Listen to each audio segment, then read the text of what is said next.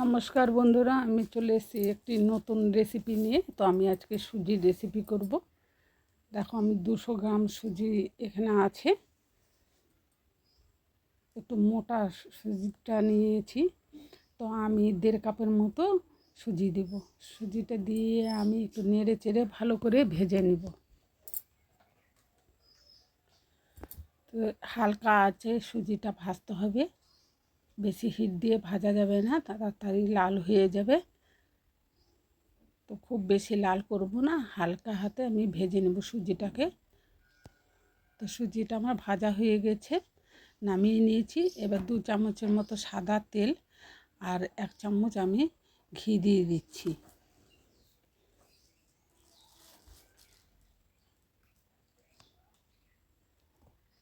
ঘি আর তেল গরম হয়ে গেছে, আমি এবার বাদামগুলো দিয়ে হালকা করে ভেজে নিব। বাদাম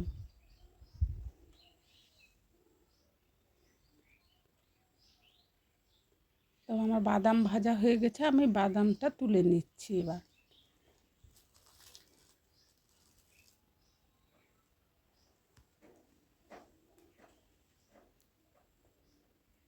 এবার দিয়ে দিচ্ছি 2টো কাঁচা লঙ্কা, গোটা জিরে আর 4-5টা কারি পাতা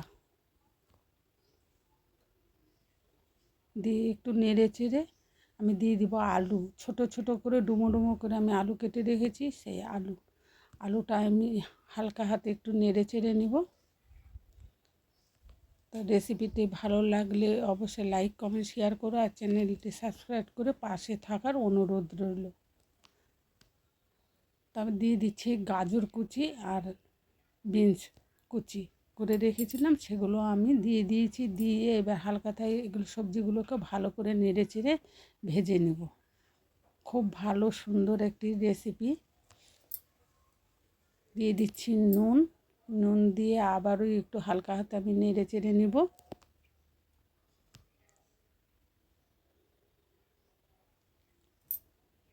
তো আমি 2 মিনিটের জন্য ঢেকে দিচ্ছি। দেখো কত সুন্দর নরম হয়ে গেছে সবজিগুলো, দেখতেও কালারফুল কত সুন্দর। তোমরা অবশ্যই বাড়িতে ট্রাই করে দেখো, খুব ভালো লাগবে। দিয়ে দিচ্ছি 2টো কাঁচা লঙ্কা কুচি আর সামান্য পেঁয়াজ কুচি দিয়ে আমি আবারও একটু নেড়ে চেড়ে নিচ্ছি।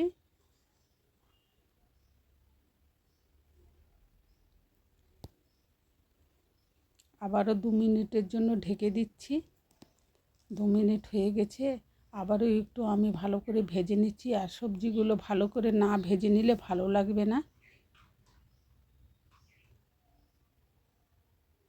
তো তোমরা বুঝতেই পারছো আমি আজকে কি বানাচ্ছি। তো আমি আজকে বানাচ্ছি সুজির ঝাল মিষ্টি পোলাও। তোমরা বাড়িতে অবশ্যই ট্রাই করো আর ভিডিওটা সম্পূর্ণ দেখো। তো দিয়ে দিচ্ছি বাদাম আর সামান্য একটু গোলমরিচের গুঁড়ো, বেশি যেন ঝাল না হয় তাই 2টো কাঁচা লঙ্কা কুচি দিয়েছি। একটু গোলমরিচের গুঁড়ো দিয়ে নেড়ে চেড়ে আমি ভাজা সুজিটা দিয়ে সবজিগুলোর সঙ্গে ভালো করে নেড়ে চেড়ে মিশিয়ে নিচ্ছি।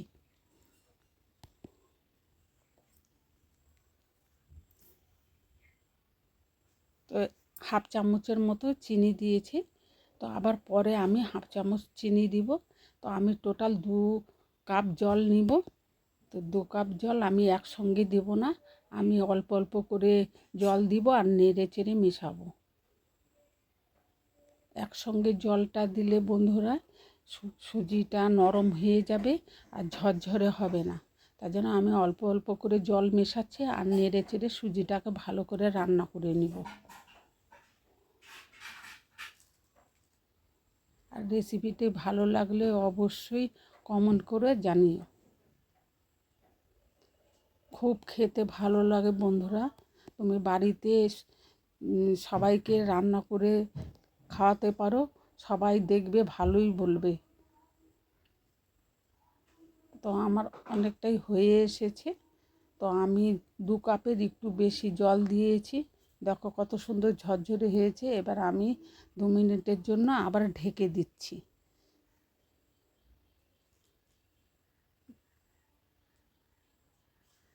কেউ বুঝতেই পারবে না যে আমি সুজির পোলাও করছি। দেখো বন্ধুরা কত সুন্দর ঝরঝরে হয়েছে, দেখতেও কত সুন্দর, কালারটাও খুব ভালো হয়েছে। তোমরা ইচ্ছা করলে হলুদ দিতে পারো, আমি হলুদ দিইনি, আমি কালারটা একটু সাদাই রেখেছি, ভালো লাগছে দেখতে। আবার আমি হাফ চামচ চিনি দিয়ে দিয়েছি, কেননা এই সুজির পোলাওটা একটু ঝাল ঝাল একটু মিষ্টি মিষ্টি হবে, ওই জন্য আমি চিনি দিয়েছি। আর খেতেও খুব ভালো লাগবে। তখন ঝরঝরে হয়ে গেছে, কত সুন্দর। সবাই পছন্দ করবে, যারা সুজি খেতে ভালোবাসে না তারাও এইভাবে রান্না করে দিলে চেটেপুটে খেয়ে নেবে। দেখো কত সুন্দর ঝরঝরে হয়ে গেছে। তো আমি আবারও একটু নেড়ে চেড়ে নিচ্ছি, ভালো করে নেড়ে চেড়ে রান্না না করলে খেতে ভালো লাগবে না। আর সুজিটাও তো সিদ্ধ হওয়ার ব্যাপার আছে বন্ধুরা। তো আমি একটু আবার চাপা দিয়ে রেখে দিয়েছি।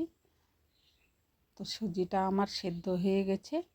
তো একটু ঘি ছিল, আমি উপর থেকে ঘিটা ছড়িয়ে দিয়েছি, দিয়ে এবার আমি সুজিটা রান্না হয়ে গেছে, নামিয়ে নিব। আমার রেডি হয়ে গেছে সুজির ঝাল মিষ্টি পোলাও। অবশ্যই ভিডিওটা দেখো।